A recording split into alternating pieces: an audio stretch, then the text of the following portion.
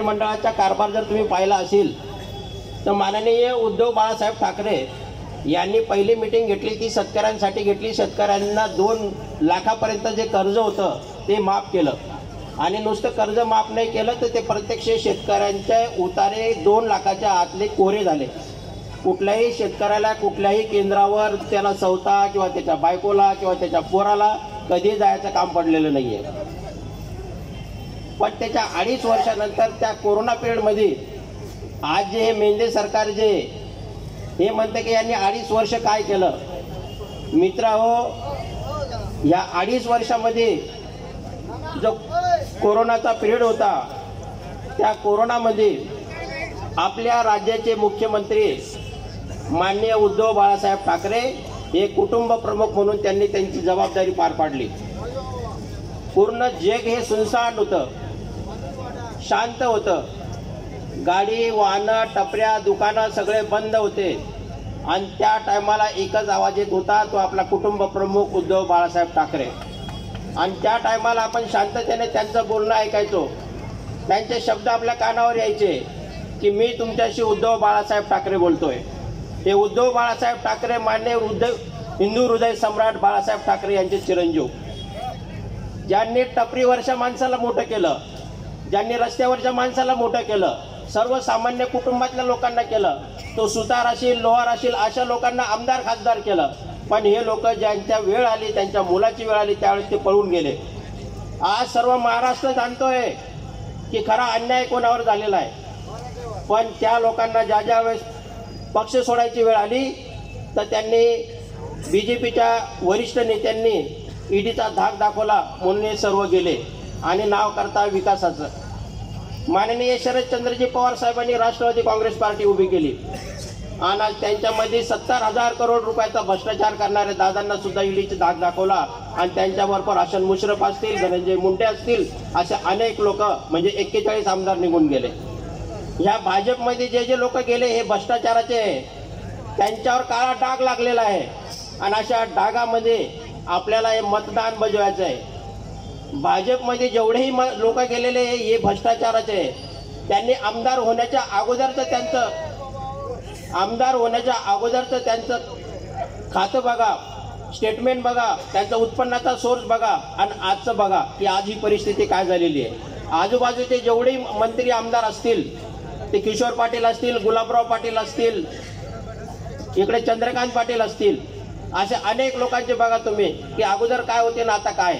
ही परिस्थिती कशासाठी आली की आपण इन्कम टॅक्स भरतो, आपला पैसा भरतो आणि आपल्या पैशावर वाटेल ते मस्ती करता, वाटेल ते गाड्या घेता, आपल्या जीवावर बेतता।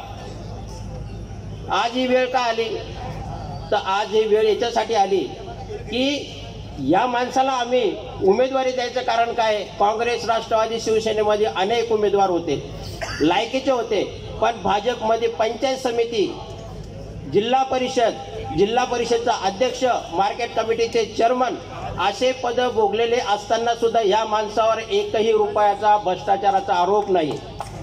म्हणून आम्ही सगळ्यांनी एका विचाराने विचार केला की माननीय दिलीप कोडपे सर यांना उमेदवारी द्या। एक शिक्षकी पेशातला माणूस, सर्वसामान्य शिक्षकांना जनता हायस्कूलमध्ये शिकवणारा माणूस आज ह्या जामनेरच्या विधानसभेचा उमेदवार आहे। होते ते भाजपमध्ये होते, आम्ही पण भाजपच्या सहकारामध्ये आमच्या अनेक लोकांनी भाजपला साथ दिली होती, पण आम्ही त्यामधला एक हिरा काढला आणि त्या हिऱ्याला आज आम्ही आमच्या बॅनरवर लावला। ही सर्व राष्ट्रवादी आणि काँग्रेस आणि शिवसेनेची ताकद आहे आणि ताकद निर्माण करणारे तुम्ही तमाम जनता आणि जनार्दन आहे। मित्रांनो, हा माणूस फक्त तुमच्या माझ्यासाठी निवडणुकीला उभा आहे।